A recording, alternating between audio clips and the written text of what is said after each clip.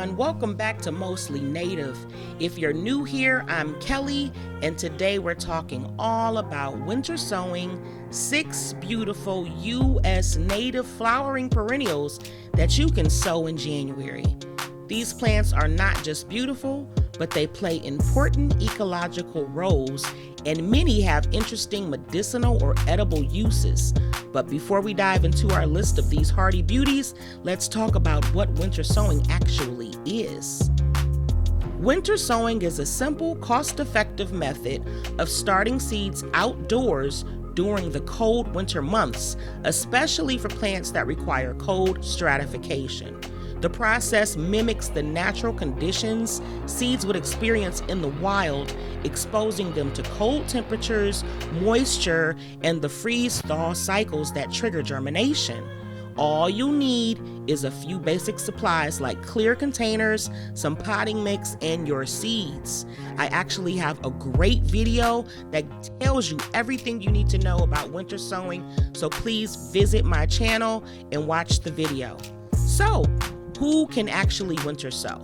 Well, if you're in the US, winter sowing is ideal for regions with cold winters. Think hardiness zones 3 to 7A, where the winter temps are cold enough for seeds to undergo the necessary stratification process. But don't worry if you live in a milder climate.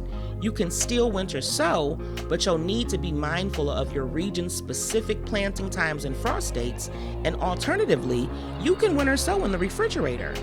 Areas like the Northeast, Midwest, and parts of the Pacific Northwest are perfect for winter sowing. These regions experience cold winters, which help plants like perennials, trees, and shrubs that need stratification to thrive. Now that you know the basics, let's jump into the 6 U.S. native flowering perennials that are perfect for winter sowing in January. These plants not only add beauty to your garden, but they'll also attract pollinators, support local wildlife, and help you grow a sustainable, eco-friendly garden. So grab your seeds, clear containers, and let's get sowing.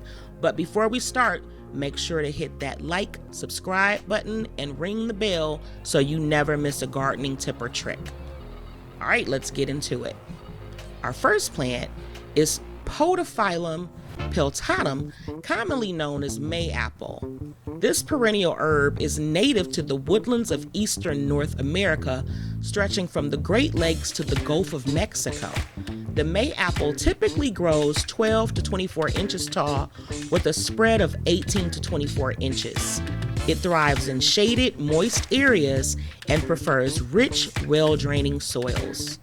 The Mayapple gets its name from its large umbrella-like leaves and the solitary white flower that appears in late spring, often before the foliage fully unfurls. It produces a greenish-yellow fruit, but only the ripe fruit is edible. The plant's leaves and unripe fruit, however, are toxic, containing podophyllum toxin, which has medicinal properties. The Mayapple is a key plant in woodland ecosystems, supporting wildlife by providing shelter for insects and small mammals. It's also a larval host for the Mayapple butterfly. While not endangered, Mayapple populations can be vulnerable to habitat disturbance. Though not used for food and everyday cooking, Mayapple's ripe fruit can be consumed and was traditionally used by Native Americans to treat digestive issues. The plant prefers partial to full shade and moist, rich soils. It's ideal for woodland or rain gardens and is highly resistant to deer and rabbits. Next, let's talk about Chelone glabra, also known as white turtlehead.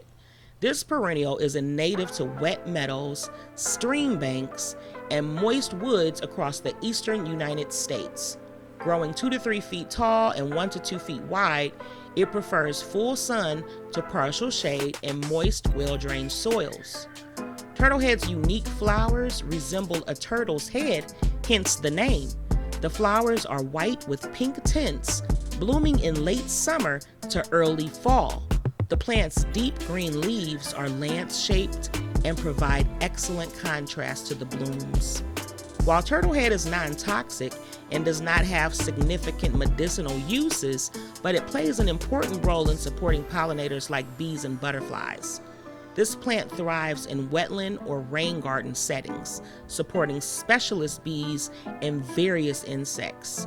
It's a reliable choice for gardeners who want a native, low-maintenance plant that adds beauty and supports biodiversity. Closely related to Chelone glabra, we have Chelone obliqua, or pink turtlehead. This perennial is found in the wetlands and floodplains of the southeastern United States.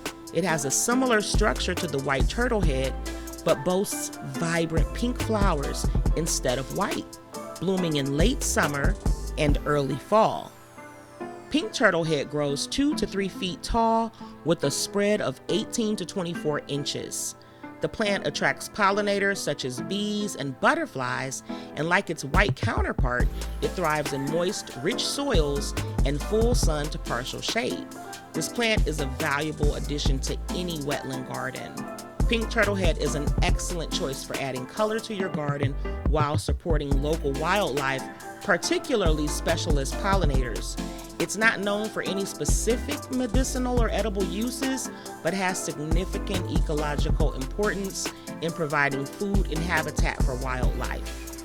Next, let's look at Clematis occidentalis, or Western Clematis, a climbing vine native to the western United States, particularly in areas like the Rocky Mountains and Great Basin. This plant thrives in full sun and well-drained soils and can grow up to 10 feet in height with a spread of 3 to 5 feet.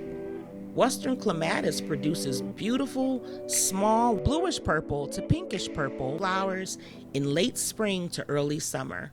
The foliage is a soft green, providing a lush backdrop for the delicate blooms. While this vine does not have significant or medicinal or edible uses, it is an excellent attractor of bees, butterflies, and other pollinators.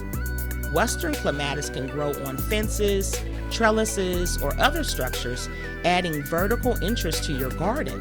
It's great for supporting specialist bees and other insects, and it's a wonderful choice for creating natural wildlife-friendly spaces. Now let's talk about Echinacea pallida, or pale purple coneflower, a beautiful native perennial found across the prairies and open woods of the central United States. This plant typically grows 2 to 3 feet tall with a spread of 18 to 24 inches and blooms in early to mid-summer. The flowers of pale purple coneflower are pale pink to purple with long, narrow petals surrounding a prominent orange-brown cone. The plant is highly attractive to bees, butterflies, and hummingbirds. As a member of the Echinacea family, it shares many of the same immune-boosting medicinal properties.